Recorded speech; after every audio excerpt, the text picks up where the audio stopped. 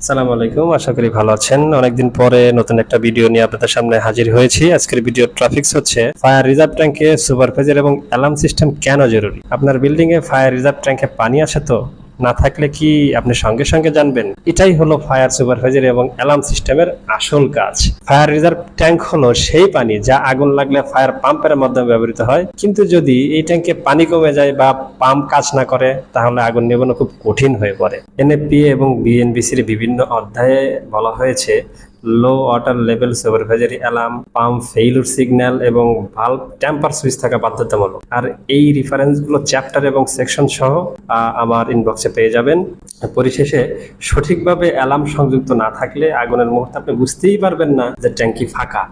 তাই বিল্ডিং মালিক, ইঞ্জিনিয়ার এবং fire safety officer সবারই উচিত এটা নিশ্চিত করা ফায়ার রিজার্ভ ট্যাঙ্কের সুপারভাইজারি এবং অ্যালার্ম সিস্টেম যেন সঠিকভাবে কাজ করে। আশা করি ভিডিওটি আপনাদের কাছে ভালো লেগেছে।